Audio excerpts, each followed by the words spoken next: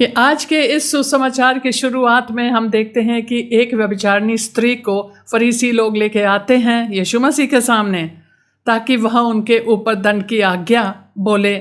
लेकिन यीशु मसीह ना उनको दंडित किया, ना उनके ऊपर उंगली उठाया और उनको एक भी लफ्ज़ नहीं बोला। लेकिन उनकी कृपा के वजह से, उनके बड़े प्रेम के वजह से इस स्त्री जो वहाँ पे पूरे तरीके से लज्जित होके आई थी, वह वहाँ से मुक्त होके निकली। और यीशु मसीह की उपस्थिति से वह जब निकली तो उनके ऊपर से दंड की आज्ञा हटा दी गई थी।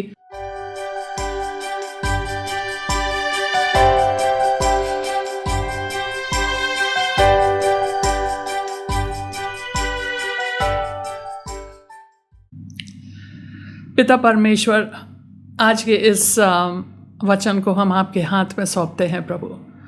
इस वचन में हमें बहुत कुछ सीखने को मिलता है यीशु के बारे में, और प्रार्थना करते हैं कि जब हम यीशु को देखें प्रभु, हम और भी उनके तरफ आकर्षित होते जाएं और हम उनको कभी छोड़े ना। हम उनकी उपस्थिति में बने रहें और उसके बड़े प्रेम और कृपा का अनुभव करें। ये प्रार्थना हम यीशु के नाम से मांगते हैं, आमीन। आइए यूहन्ना रचित सुसमाचार के 8वें अध्याय पद संख्या 1 से पढ़ते हैं। हम लोग 7वें अध्याय और पद संख्या 53 से पढ़ेंगे। तब सब कोई अपने अपने घर चले गए। अब 8वें अध्याय का पहला पद, परंतु यीशु जैतून के पहाड़ पर गया। आपको पता है कि 7वें अध्याय में हम देखते हैं कि यहूदी लोग झोपड़ियों का जो पर्व है मना रहे थे। 8 दिन उन लोग घर के बाहर रहते हैं और उन लोग झोपड़ी में रहते हैं, इसलिए उसका नाम दिया गया है। वह लोग बाहर रहते हैं। लेकिन 8वें दिन जब ख़त्म हो गया, यह दूसरे दिन के बारे में मतलब ये 8वें दिन के रात के बारे में बोला जा रहा है कि सब कोई अपने अपने घर चले गए। तो सब लोग अपने घर चले गए, सब लोग के अपने अपने घर जहाँ पे भी वो रहते थे वो लोग गए। जो लोग होटल में रह रहे थे होटल में चले गए। अब उन लोग को बाहर रहने की कोई ज़रूरत नहीं, पर्व ख़त्म हो गई। परंतु यीशु जैतून के पहाड़ पर गया। आपको याद है कि यीशु मसीह ने अपने जो लोग उनके पीछे चलना चाहते थे उन लोग से क्या कहा? उन्होंने कहा, लोमड़ी के पास अपना भट्ट है और चिड़ियों के पास अपने बसेरे, वो उन लोग के पास भी बसेरे हैं, लेकिन जो मानव पुत्र है उनके पास कोई जगह नहीं है जहाँ वो अपना सर रखे। तो वास्तव में उनके पास कभी भी कुछ नहीं था। और इवन जब उनके जन्म के समय में हम देखते हैं कि सराय में जगह नहीं थी यीशु मसीह के लिए, उनके माँ बाप के लिए जगह नहीं थी ताकि उनका जन्म हो जाए सराय के अंदर। इसलिए उन लोग को एक गौशाला में रहना पड़ा और उनको एक चरनी में डाला और कपड़े में लपेटा और चरनी में डाला। उनके लिए कभी भी जगह नहीं थी। लेकिन उनको ये जैतून के पर्वत बहुत पसंद था। हम देखते हैं कि जैतून के पर्वत पे उनकी आदत थी, वह बहुत बार जाके वहाँ प्रार्थना करते थे। और बहुत बार मत्ती के 24 में वहाँ पर उन्होंने अपने शिष्यों को शिक्षा दी। और फिर हम देखते हैं कि मत्ती के 26 अध्याय में जब उन लोग ने गीत गाई, जब उन लोग ने अपना जो भोजन करना था, फसह का भोजन जो था वो जब समाप्त हो गया, तब वह लोग एक बार फिर से यीशु मसीह जैतून के पर्वत पे आए। यहीं पे उनकी गिरफ्तारी हुई, यहीं पे यहूदा इस्करियोती ने उसको पकड़वाया और इसी जगह से यीशु मसीह का स्वर्गारोहण हुआ। और कहते हैं कि जकरिया के 14 अध्याय के 4 पद में लिखा है, एक दिन उसके पैर इसी पहाड़ पे वापस आएगा। उनके आगमन के समय वापस इसी जगह पे आएगा। और जैसे उनके पैर इस जैतून के पर्वत पे पड़ेगा तो पर्वत 2 भाग में विभाजित हो जाएगा। सो उनके लिए ये बहुत ज़रूरी था। और उसके नीचे यह जैतून के बाग था, जैतून के पेड़ों का बाग था जिसको गेत्सेमनी भी बोलते हैं। और यीशु मसीह बहुत बार यहाँ आके प्रार्थना करते थे। अब दूसरे पद में लिखा है, भोर को वह फिर मंदिर में आया, सब लोग उसके पास आए और वह बैठकर उन्हें उपदेश देने लगा। अब ये पर्व के दूसरे दिन है, पर्व ख़त्म, रात को वो जैतून के पर्वत पे गए, दूसरे दिन भोर पे उठ के वह एक बार फिर से मंदिर में, ये मंदिर के ये जो जैतून के पर्वत है मंदिर के बिल्कुल नज़दीक है, और वहाँ से देखते हैं, और इसलिए वो सीधा मंदिर गया और वहाँ पे एक बार फिर से सवेरे के समय भीड़ थी। अब ये भीड़ इतनी भीड़ क्यों थी? क्योंकि ये सब लोग पर्व के लिए आए थे, तुरंत रातों रात भाग नहीं जाते हैं, दूसरे दिन जाएंगे, तो इसलिए वो लोग अभी तक थे और उन लोग शायद सोचते थे कि हम लोग एक बार फिर से यीशु के शब्द को सुने। तो उन लोग वहाँ पे आए हुए थे मंदिर में और यीशु ने उन लोग को उपदेश दिया। तब शास्त्री और फरीसी एक स्त्री को लाए जो व्यभिचार में पकड़ी गई थी, और उसको बीच में खड़ा करके यीशु से कहा, हे गुरु, यह स्त्री व्यभिचार करते पकड़ी गई है। व्यवस्था में मूसा ने हमें आज्ञा दी है कि ऐसी स्त्रियों पर पथराव करें, अतः तू इस स्त्री के विषय में क्या कहता है? अब यीशु मसीह चुपचाप शांत तरीके से इस झुंड को सिखा रहे हैं, उपदेश दे रहे हैं। लेकिन फरीसी लोग, वह जो पर्व के आखिरी दिन है, जो यीशु ने कहा ना, अगर कोई प्यासा है मेरे पास आ और पियो, और अगर तू विश्वास करेगा तो तेरे हृदय से जीवन जल की नदियाँ बहेंगी। तो उन लोग को अभी तक उस चीज़ की बड़ी चिढ़न हो रही थी कि ये क्यों इतने ज़ोर से बोलने लगा आखिरी वक्त में, ये क्यों अपनी आवाज़ उठाया? तो वो लोग चिढ़े हुए थे। तो उन लोग ने सोचा कि आओ हम लोग, उन लोगों ने योजना बनाई, और उनकी योजना में ये बेचारी स्त्री फंस गई। हमें लग रहा है उन लोगों ने अपने अंदर के सर्कल में अपने लोगों में से किसी मर्द को उनके पास भेजा। हो सकता है ये वेश्या थी, वो शायद ये नहीं पता था, उनको यह नहीं पता था कि यह एक योजना है और हमें लज्जित किया जाएगा और हमें शहर में और मंदिर में ले करके हमें घसीटा जाएगा और ये सब होने वाला है। लेकिन उनको कुछ नहीं पता था और वह इस जाल में फंस गई। तो उन लोग ने ये सोचा कि अब हम लोग इस यीशु मसीह को फंसा के रखेंगे, हम लोग कायदे से फंसा देंगे, ऐसे सवाल उनके सामने डालेंगे, वो खुद लज्जित हो जाएगा। उन लोग को लगता था हम लोग बड़े समझदार लोग हैं, यीशु मसीह को अभी तक समझ नहीं पाए कि वह हर इंसान को जानते हैं, हर प्रश्न का जवाब जानते हैं। इब्रानी के 4 अध्याय और पद संख्या 13, सृष्टि की कोई वस्तु उससे छिपी नहीं है परमेश्वर के वचन से, जीवित वचन से, वरन जिस से हमें काम है उसकी आँखों के सामने सब वस्तुएं खुली और प्रकट है। वचन के सामने जो कि यीशु मसीह है, उनके सामने हर चीज़ प्रकट है। वो जानता है हर इंसान को, उनके दिल के भावनाओं को, उनके मन के मतलब उनके मकसद को जानता है, उनका लक्ष्य जानता है, ये कर रहा है, क्या कर रहा है, क्यों कर रहा है, सब चीज़ जानता है। इसीलिए उनके सामने हम लोग ज़्यादा समझदार ना बने और अच्छा होगा। तो उन लोग ने सोचा हम लोग ऐसे प्रश्न पूछेंगे, इस व्यभिचारिणी स्त्री को लेके आएंगे। लेकिन उन लोग को ये नहीं फ़र्क पड़ा कि यह स्त्री इतनी लज्जित हो जाएगी। उनको पकड़ के पहले, इसका मतलब उन लोग ने क्या किया, एक आदमी को उनके पास भेजा और फिर 2 लोग, क्योंकि वहाँ पे 2 गवाही की ज़रूरत है, 2 या 3, 2 गवाही ने उन लोग को पकड़ा। आदमी के साथ ये सेटिंग थी पहले से कि तुम भाग जाओ, और इस औरत को पकड़ के उन लोग यीशु के पास ले गए। उन लोग को पता था ये मंदिर में है, लेके गए, उसको घसीटते हुए गए, आधे वस्त्र ऑफ आधे वस्त्र ऑन, हो सकता है और अपना वो चादर लपेट ली, जो उन लोग चादर पहनते नहीं है सर से, उसको लपेट ली और वो वहाँ पे घसीटी गई है। लज्जित थी, बड़ी शर्मिंदा थी, क्योंकि जब भी कोई पाप करता है वैसे भी आप शर्मिंदा हैं, और जब पकड़ में आ जाते तो और भी शर्मिंदा, क्योंकि अब आपको ही केवल नहीं पता है, अब पूरे दुनिया को पता है। साथ साथ में भयभीत थी, वो डर रही थी, क्योंकि उनको पता था कि मेरा पथराव होगा। तो वो घसीटी गई और यीशु के सामने डाली गई, और उन लोगों ने यह आरोप उसके ऊपर लगाया, और उन लोग ने यीशु मसीह से कहा, हे गुरु, यह स्त्री व्यभिचार करते पकड़ी गई है। व्यभिचार करते पकड़ी गई, तो आदमी कहाँ है? अगर वो व्यभिचार करते तो इसको क्यों पकड़ा? आदमी कहाँ है? लेकिन यीशु ने कुछ कहा नहीं, वो सबको जानता है।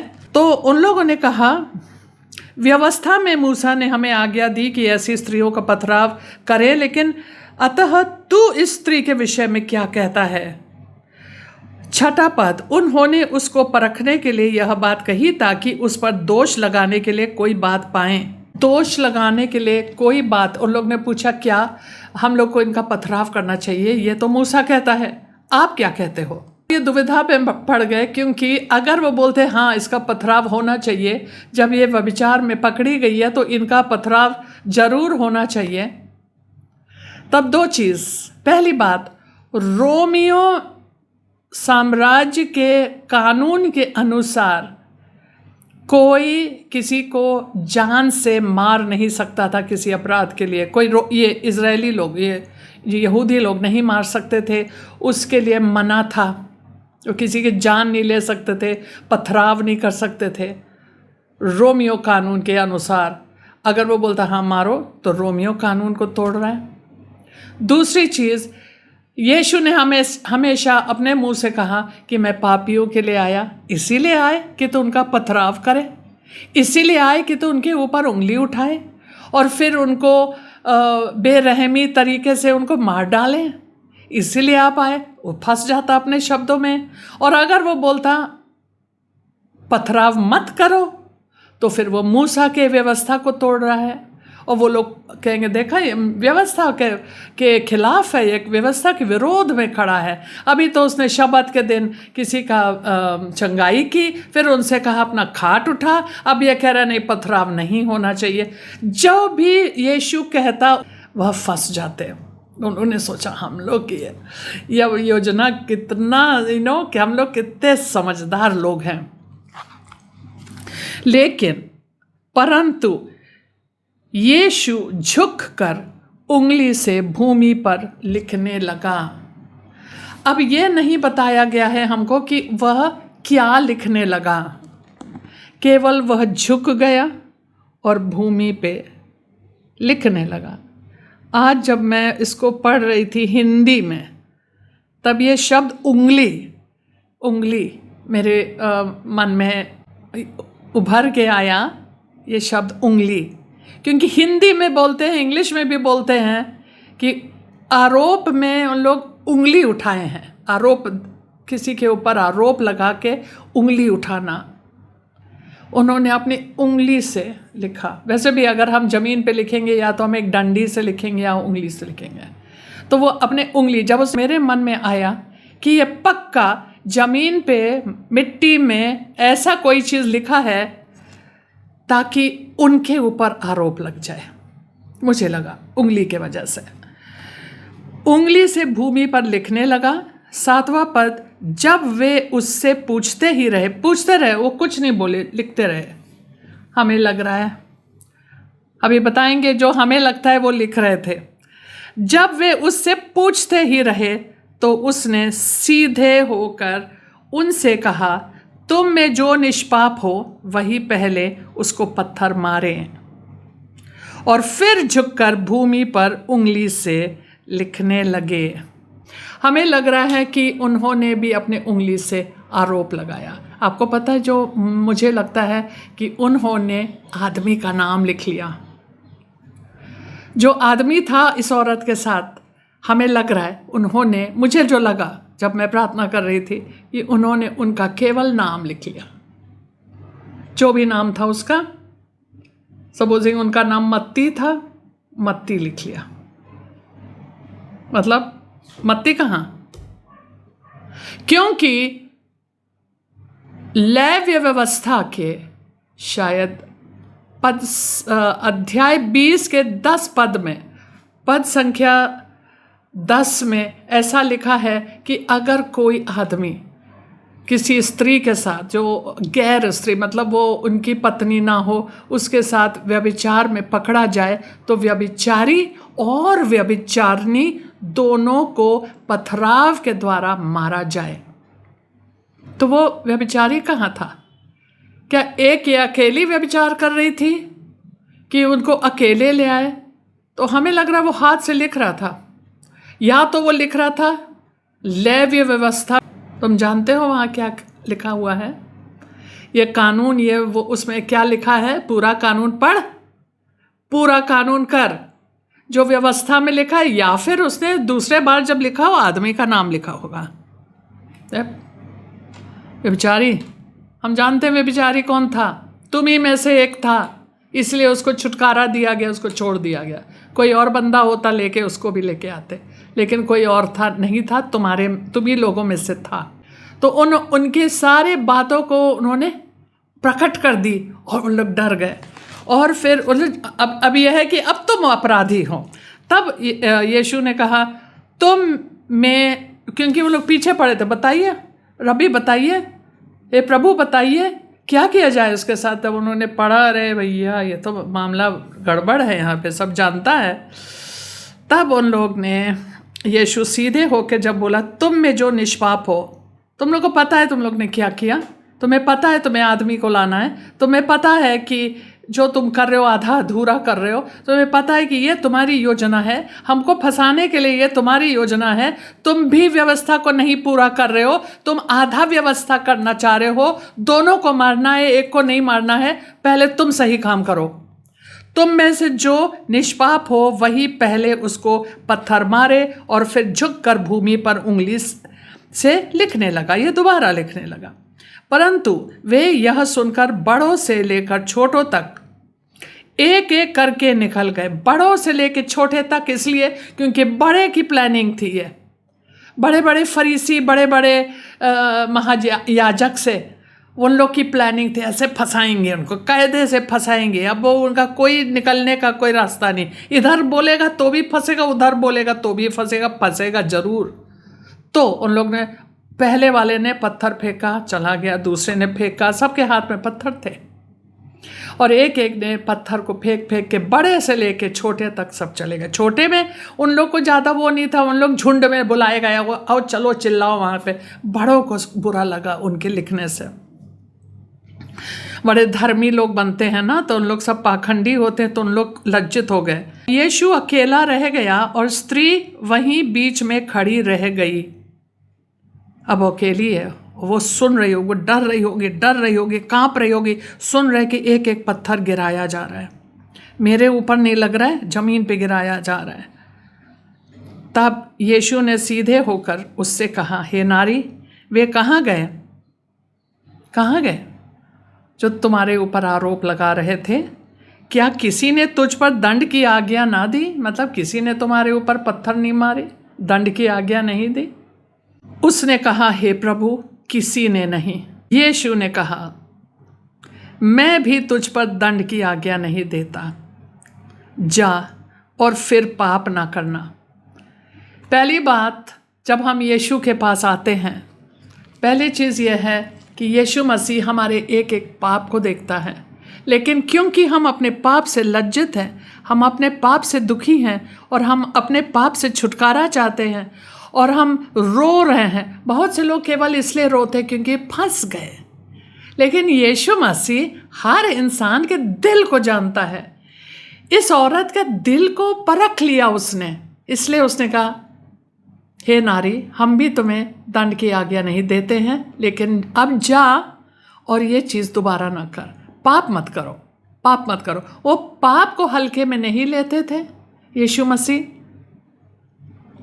क्योंकि पाप के लिए दाम उन्हीं को चुकाना था, बहुत भारी दाम। तो ऐसा नहीं है कि पाप को हल्के में परमेश्वर लेता है, नहीं तो ऐसा नहीं है। लेकिन उन्होंने कहा जा, और यही चीज़ हम लोग के साथ भी हुआ। जब हम यीशु के पास आए तो हम दंडित थे, पाप का दंड, अरे दंड की आज्ञा हमारे ऊपर था। लेकिन जब हमने अपने पाप को स्वीकारा, तब क्या हुआ? दंड की आज्ञा उठाई गई। यीशु मसीह ने अपने लहू में हमें धो डाला, हमें धार्मिकता के वस्त्र पहना ली, हम स्वतंत्र हो गए। हालेलुया। और तो फिर ये स्त्री वहाँ से निकली, उनको एक नया जीवन मिल गया उस दिन। Praise the Lord. और फिर 12 पद में लिखा है, यीशु ने फिर लोगों से कहा। आपको पता है यीशु कहाँ थे? मंदिर के आंगन में। अब मैं आपको बताऊं, ये जो झोपड़ियों का जो पर्व है, जब उन लोग अपने बाप दादों का यात्रा, जो जंगल में यात्रा किया, 40 साल की यात्रा का स्मरण करते थे कि परमेश्वर कितना वफादार है और किस तरीके से परमेश्वर ने उन लोग के साथ बना रहा और उनके साथ बने रहे। दिन में बादल के खंबे में और रात को आग के खंबे में वह एक मार्गदर्शक बने, और उनको मतलब उनके मार्ग में ज्योति थी, हमेशा उन लोग को दिखता था, क्योंकि आग का खंबा उनके सामने सामने चलता था। और क्योंकि यही चीज़ वो लोग मना रहे हैं, झोपड़ियों के पर्व, और अब झोपड़ियों का पर्व ख़त्म हो गया है, वह पर्व समाप्त हो गया है। अब जो मंदिर के आंगन में ऊंचे ऊंचे स्तंभ पे बड़े बड़े परात थे, बड़े बड़े परात और ऊंचा, और इन परातों में बहुत सारा तेल रहता था, और बड़े बड़े आग के मशाल होते थे, 4-4 5-5 एक में, और ऐसे 4 बड़े बड़े ऊंचे ऊंचे स्तंभ थे। अब वो स्तंभ के ऊपर वो लोग चढ़ रहे हैं, परातों को उतार रहे हैं, मशालों को उतार रहे हैं, मशालों को बंद कर रहे हैं, बुझा रहे हैं, क्योंकि अभी भोर का समय है, तो भोर के समय वो बत्तियों को बंद कर दी जाती, जो मशालों को बुझा रहे हैं और परातों को खाली कर रहे हैं। ये लोग कर रहे थे इस समय। और तब यीशु ने, इसी समय जब ये स्त्री चली गई वहाँ से, तब यीशु ने फिर लोगों से कहा, जगत की ज्योति मैं हूँ, जो मेरे पीछे हो लेगा वह अंधकार में ना चलेगा, परंतु जीवन की ज्योति पाएगा। हालेलुया। बताएं, वह यह कह रहे थे लोगों से कि जो आग का जो खंबा था, जो तुम्हारे बाप दादों के सामने सामने चलता था, वो मैं हूँ, क्योंकि जगत की ज्योति मैं हूँ। और जिस प्रकार से वो लोग अंधकार में कभी लुढ़कने नहीं पाए, अपना रास्ता खो नहीं पाए, उन लोग अपना रास्ता को देख पाए, सीधे उसी तरीके से, जबकि उन लोग जंगल में थे, सीधे उसी तरीके भी तुम लोग भी, अगर तुम हमारे पीछे हो लोगे, क्योंकि मैं ज्योति हूँ और मैं तुम्हारे सामने सामने चलूँगा, तुम मेरे ज्योति में चलो, तुम कभी अंधकार में नहीं चलोगे, और तुम्हारे अंदर भी कोई अंधकार नहीं होगा अगर तुम हमारे वचनों पे चलोगे। तू अपनी गवाही आप देता है, तेरी गवाही ठीक नहीं। तो यीशु ने उनको उत्तर दिया, भले ही मैं अपनी गवाही आप देता हूँ, फिर भी मेरी गवाही ठीक है, क्योंकि मैं जानता हूँ कि मैं कहाँ से आया हूँ और कहाँ को जाता हूँ, परंतु तुम नहीं जानते कि मैं कहाँ से आता हूँ या कहाँ को जाता हूँ। सो पहला चीज़ ये है कि मेरी गवाही, तुम्हें लगता है कि हाँ कोई अपने गवाही नहीं देता है, लेकिन मैं दे सकता हूँ। पहली चीज़ ये है कि तुम नहीं जानते कि मैं कहाँ से आया हूँ और मैं कहाँ जा रहा हूँ। मैं जानता हूँ मैं कहाँ से आया हूँ, मैं कहाँ जा रहा हूँ। मैं जानता हूँ मेरा भेजने वाला कौन है, मैं कहाँ से आया हूँ, मैं कहाँ जा रहा हूँ। लेकिन दूसरी चीज़ ये है, परंतु तुम नहीं जानते। पद संख्या 15, तुम शरीर के अनुसार न्याय करते हो, मैं किसी का न्याय नहीं करता, और यदि मैं न्याय करूँ भी तो मेरा न्याय सच्चा है, क्योंकि मैं अकेला नहीं, परंतु मैं हूँ और पिता है जिसने मुझे भेजा है। फिर अब ये कह रहा है कि मैं कहाँ से आया हूँ मैं जानता हूँ, मैं कहाँ जा रहा हूँ मैं जानता हूँ, और तुम लोग की तरह मैं झूठी गवाही भी नहीं देता हूँ, झूठा न्याय भी नहीं देता हूँ, शरीर के अनुसार न्याय नहीं देता हूँ। मतलब अभी के लिए यीशु मसीह अभी न्याय देने के लिए नहीं आया, पापियों को बचाने आया। एक दिन होगा जब सबको सुसमाचार सुनाया जाएगा, पूरे धरती में ये सुसमाचार सुनाया जाएगा। उस दिन न्याय करेगा कि तुमने सुसमाचार सुना लेकिन तुमने सुसमाचार को नहीं माना, तुम जगत के ज्योति के पीछे नहीं चले और तुम अंधकार में चले हो और अंधकार तुम्हारे अंदर भरा हुआ है, इसलिए अब तुम ज्योति में नहीं आ सकते हो। उस समय न्याय होगा, अब नहीं न्याय होगा। कहता मैं न्याय नहीं करता। और फिर उन्होंने कहा और अगर मैं न्याय करता हूँ तो मेरा न्याय भी सच्चा है, इसलिए क्योंकि मैं अकेला नहीं हूँ, दो गवाही होना जरूरी है। कहता मैं हूँ और मेरा पिता भी है। तुम्हारी व्यवस्था में भी लिखा है कि 2 जनों की गवाही मिलकर ठीक होती है।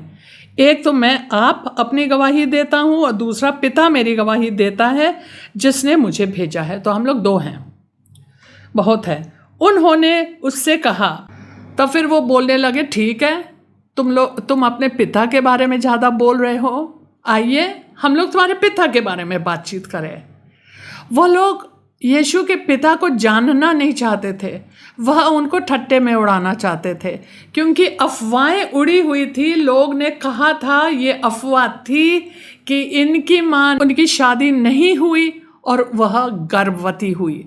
ये सब अफवाहें थी, कैसे फैली हमें नहीं पता, लेकिन वो लोग यही कह रहे हैं, हाँ तेरा पिता कौन है, कौन है, ये यूसुफ तो है नहीं। लोग किसी तरीके से पता चल गया।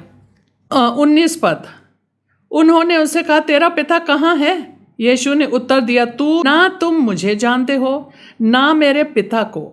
यदि मुझे जानते तो मेरे पिता को भी जानते। ये बातें उसने मंदिर में उपदेश देते हुए भंडार घर में कही और किसी ने उसे ना पकड़ा क्योंकि उसका समय अब तक नहीं आया था। तो वो खुल्लम खुल्ला बोल रहा है सबको सामने, और उनको किस चीज़ की लज्जा, मेरे पिता कौन है, मतलब उनको तो सब चीज़ पता था ना, तो उसको लज्जित होने की कोई आवश्यकता नहीं है। तो वो खुले में पूरे संसार के सामने, पूरे झुंड के सामने बोल रहा है, वो भी मंदिर के भंडारा में। और वो कह रहे किसी ने उसको पकड़ा भी नहीं क्योंकि उसका समय नहीं आया, तो कोई छूने की किसी का अधिकार तो है नहीं। 21, उसने फिर उनसे कहा, मैं जाता हूँ और तुम मुझे ढूंढोगे और अपने पाप में मरोगे। जहाँ मैं जाता हूँ वहाँ तुम नहीं आ सकते। वो क्यों नहीं आ सकते? क्योंकि पापी हैं। यीशु कहाँ जा रहे थे? अपने पिता के पास। और जब वो अपने पिता के पास जाएंगे, स्वर्ग में जाएंगे, वहाँ पापी लोग थोड़ी आ सकते हैं। वो लोग जो यीशु को ठट्टे में उड़ा रहे हैं, उनके मजाक उड़ा रहे हैं, उसके ऊपर विश्वास नहीं कर रहे हैं, उसको फंसाने में लगे पड़े हैं, वो लोग क्या स्वर्ग जाएंगे?